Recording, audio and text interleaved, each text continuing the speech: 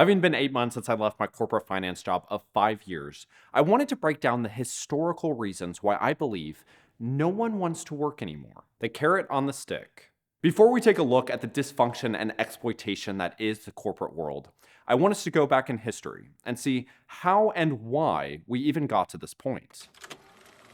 1920. The United States was just wrapping up World War I, with the economy being in the worst recession in half a century. Massive debt from the war resulted in extremely high tax rates and inflation to be above 7%. Many of the labor's gains during World War I and the Progressive Era were now rolled back. Membership in labor unions fell from 5 million to 3 million. The U.S. Supreme Court outlawed picketing, overturned national child labor laws, and abolished minimum wage laws for women. Unemployment rose to 7.2% in 1920, but thankfully in 1921, President Harding slashed government spending by 75% and greatly reduced income tax, saving America from economic turmoil and resulting in the Roaring '20s.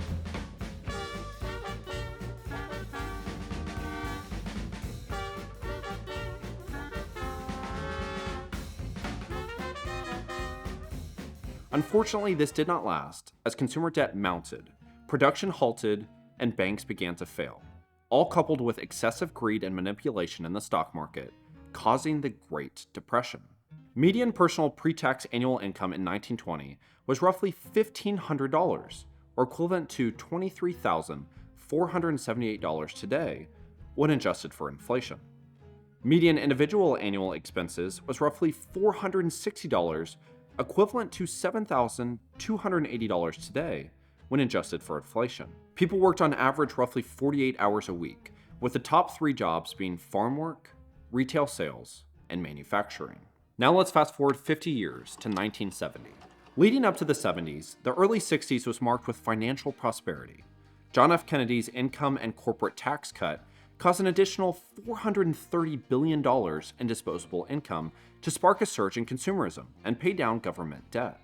Incomes rose by 32%, and productivity had grown at a staggering rate, with it being one of the greatest times to build wealth in American history. Unfortunately, the Vietnam War was raging on, and by the end of the 60s, prices began to soar as $629 billion had been spent on military efforts. Inflation began to rise, as did consumer debts. People now became desperate for work, causing corporations to halt increasing wages since the demand for jobs outweighed the supply. And the corporation's way to make up for the higher expenses was demand and productivity from its employees. In 1970, inflation had now hit 5.5%, with over 5,700 strikes involving over 3 million workers. White-collar jobs increased to 50%, blue-collar jobs increased by 7%, and agriculture jobs decreased by 11%. And by the end of the decade, the 70s was known as the Great Inflation, topping at 14.5% in 1980. Millions of jobs were lost, and technology shifted in favor of automation, with the General Electric CEO famously stating that public corporations owe their primary allegiance to stockholders, not employees. Therefore, companies should seek lower costs and maximize profits by moving operations wherever is cheapest. The dawn of the age of outsourcing. The median personal pre-tax annual income in 1970 was $4,550, or $36,760 today when adjusted for inflation. The median individual annual expenses was roughly $3,800, or $30,702 when adjusted for inflation. People worked on average of 42 hours a week, with the top 3 jobs being manufacturing, clerical work, and sales. And if we fast forward another 50 years, it brings us to current time. After unemployment rose to over 28 million during the pandemic, the Federal Reserve printed 80% of all US dollars in circulation, increasing the amount by 375%. And while this controversial decision will be discussed and studied for decades to come, in certain ways, this did help prop up the economy and single-handedly saved the stock market, resulting in one of the greatest stock market reversals in history. But as a result of the excessive government spending, inflation skyrocketed, hitting a high of around 8.6% in May of 2022, causing Wall Street's worst year since 2008. and the government has not slowed down its spending, projected to spend $6.4 trillion in 2024, only $150 billion less than 2020, coupled with household debt hitting an all-time high of $17.5 trillion, leaving many workers frustrated, burnt out, confused, and struggling just to be able to afford the most basic necessities. The median personal pre-tax annual income in Q4 of 2023 was $40,480, roughly $3,000 more than in 1970. And due to the fact that I could not find the median personal annual expenses, I'm going to go ahead and include the average annual income.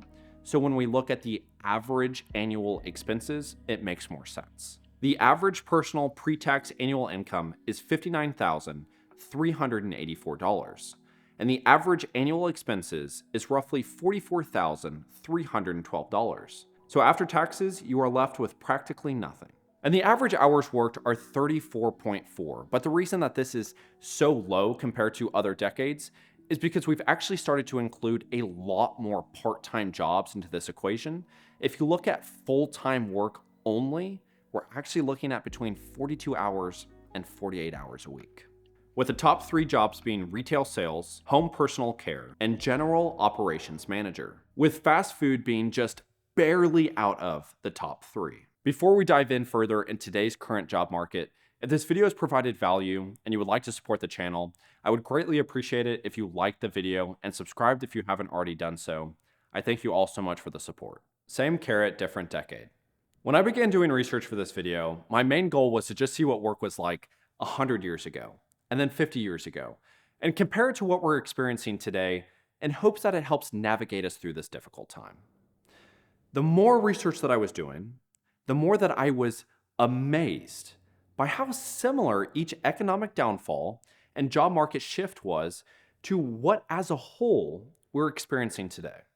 When you look at the 2 economic downfalls that we talked about just in this very video, you saw that it was excessive spending, high inflation, which caused us to do massive government spending cuts, decrease income tax to prompt spending and pay off debt. We had to stop government spending. And yet, when you look at it, what happened today, we printed 80% of the currency out in circulation, causing a very aggressive inflation. And all we did was raise rates for like a year and a half. And now things on paper are just getting better. I don't know. It makes me feel concerned. I feel uneasy because it doesn't make sense. And I feel like this is important to mention because I feel like a lot of us are feeling the very same thing. Things don't make sense. And I think that translates to what it is that we're doing when we're working. Work doesn't make sense. All of this is so intertwined. But to kind of push that away, when people say no one wants to work anymore, I think that that makes absolute sense because the definition of work is drastically different for each generation. Every single generation lived an entirely different life than the generation prior.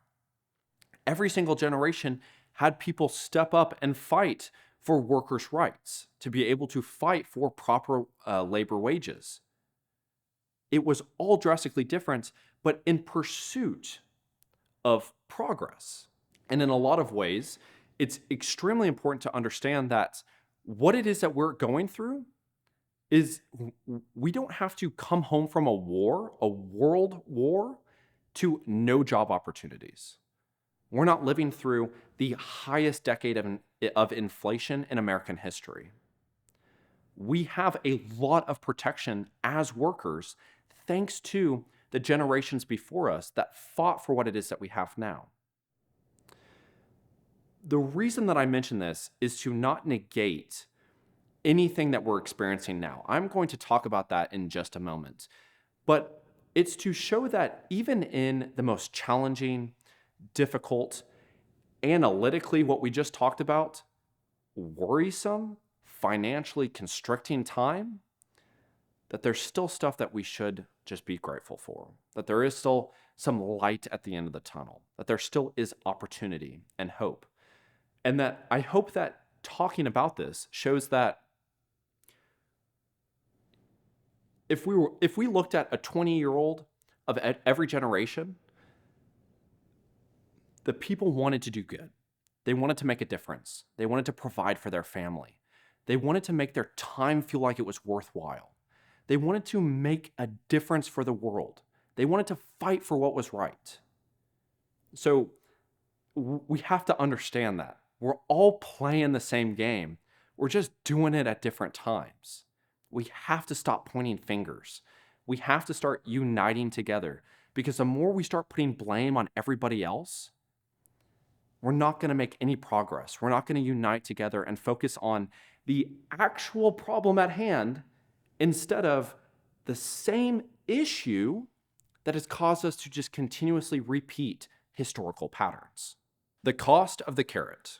To begin to understand the major issues with today's modern work culture, I believe it boils down to three categories: the definition of success, unattainable societal assets and checkpoints, and greed. In 1920, there were certain levels of honor behind what you were doing.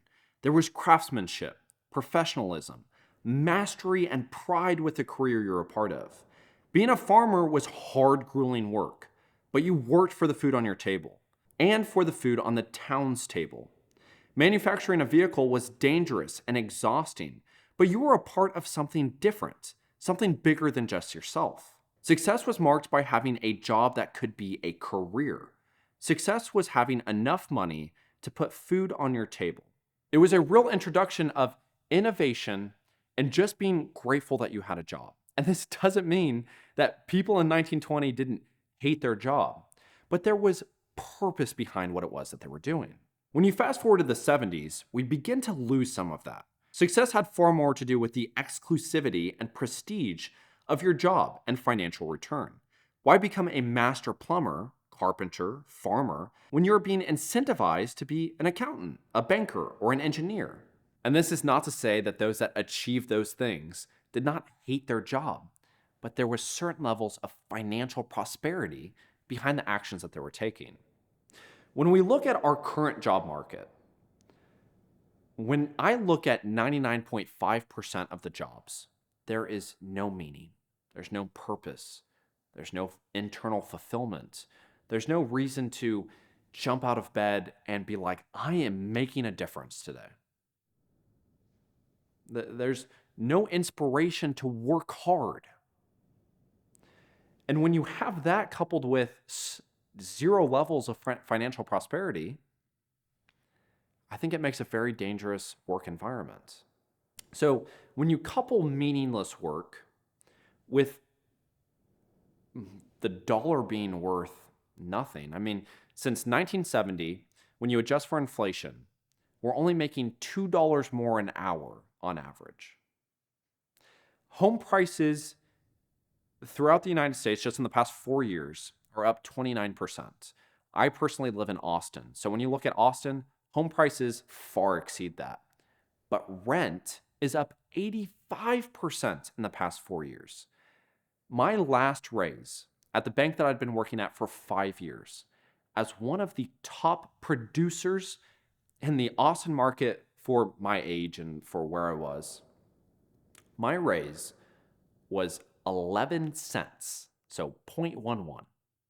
When you experience these two different things, meaningless work, no financial prosperity, you also have this massive boulder that's forcing you to go down, and that is debt, specifically student debt.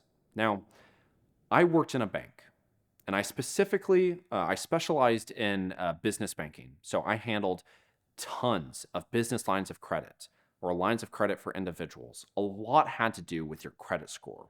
A lot had to do with the assets you had. And I have had to turn down tons of people for lines of credit, for credit cards, because they didn't meet the requirements needed to be able to achieve those things. The fact that a 17, 18, 19-year-old is able to get tens of thousands of dollars of student debt that will never be able to be forgiven to get a job that they are under the illusion that they're going to make money from, and money equals success. It's like a crime. It is a freaking travesty. And the issue is that when we listen, or when older individuals that have experienced going to college discuss the immense benefits of going to college, they're absolutely right. And college, in a lot of ways, can provide a lot of different resources for you. But they're coming at a place when college was, I don't know, $1,200 to $10,000 for a 4-year program. And now, I mean, realistically, the average student loan debt is $39,428 or something like that. That as a whole, I believe, is what's causing a massive difficulties with today's modern job market.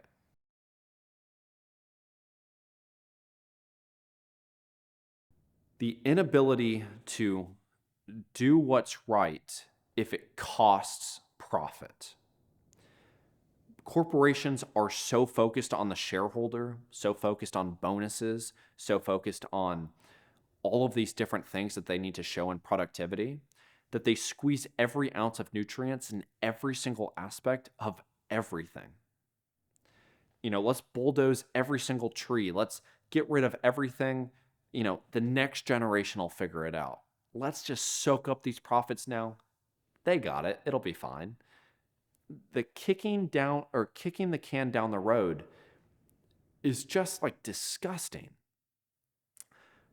I'll never forget, and this is one of the biggest moments that caused me to quit my job, was the branch that we were at. I had just been a banker for 6 months, and I had back-to-back months of people investing with us of $2.4 million each month. And the 1 month alone was the highest that we had done in over a year. After doing this, I was thinking, this is great. I did my job. I'm making a difference. I'm helping these people. And I sit down, because we would do end of the month meetings with my manager and the district manager. And what was said was, hey, good job. Why didn't you do as many credit cards as the month prior? And I said, well, I don't believe that it's the right thing to be doing at this moment. This is when interest rates are at the highest. I was like, I don't want to be discussing credit cards with 29% interest rates when people are hurting. Like, people need to be talked to, or, shown budgets and ways to save money and all these different aspects of things I was going above and beyond, and not credit cards. A credit card isn't solving their issue. It's not what the person in front of me is actually wanting. And what was told to me was, that's not your decision to make. And in certain ways, I understand. A business needs to be profitable. But I always ask, at what cost? And for me, I will never not do what's right, or not do the benefit of someone just so I can gain financially. If it's something dirty and gross, money isn't worth it. It's not worth me selling my soul. That hurt me so much, because I leave it out on the table each and every day. I want to make a difference.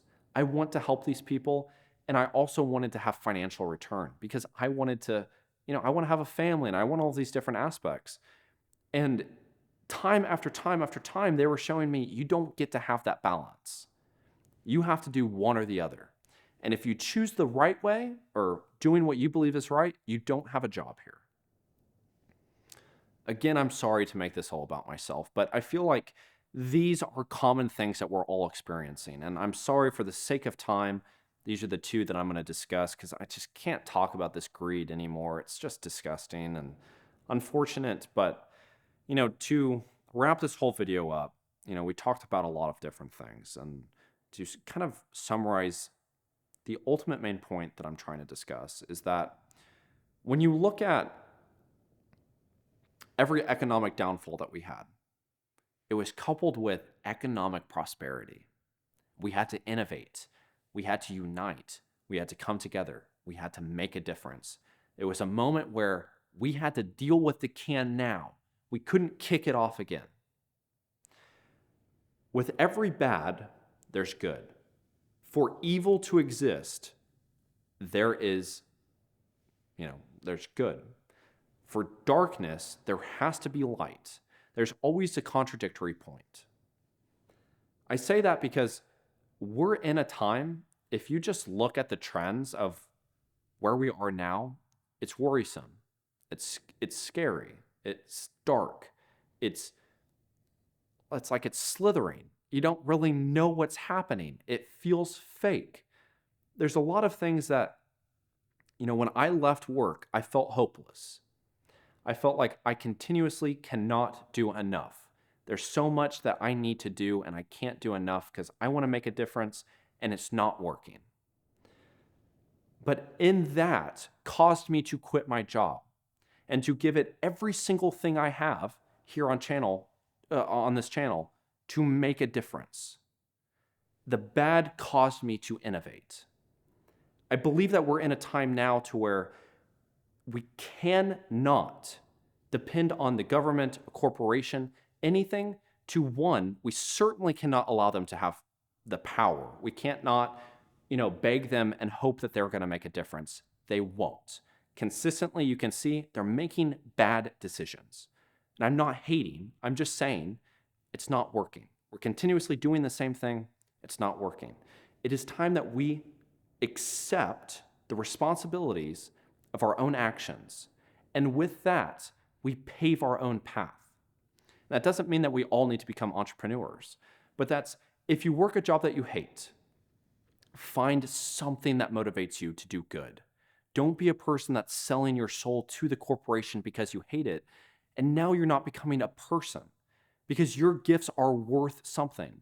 So provide it in whatever way you can. I can't express how much I hated my job. I am someone that doesn't hate. I couldn't stand that job because it was so fake and disgusting and a multitude of different things. But I chose to lay it out every single day for the client in front of me. I was always going to do the right thing. And so in certain ways, I left feeling fulfilled because I knew that I was making a difference and I knew that it was at the risk of me losing my job, but I didn't care because I was keeping my moral fortitude intact. Don't lose hope. Don't give yourself up for this crappy situation. Frugality has been a massive financial game changer for me. Find different ways that allows you to be able to navigate through this difficult time. And just remember that there is going to be good that's going to come from this.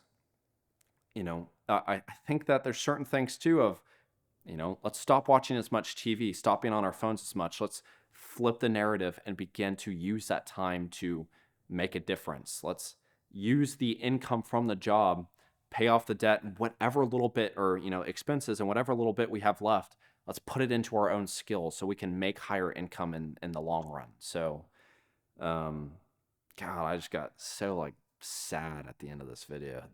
It's unfortunate because people are trying so hard and yeah. So just keep doing your best and we're going to get through this. And I appreciate all of the love and support as always. I hope you guys have a wonderful day and I really hope that you got some value out of this. Have a great day. Thank you so much. Bye-bye. 3, 2, 1. I'm done with my shift, Mr. Krabs. And let me just say, there will come a day when I will make something of my life, and I will never have to set foot in this grease trap again. Yeah, we'll see you after your lunch break, Squidward. Okay.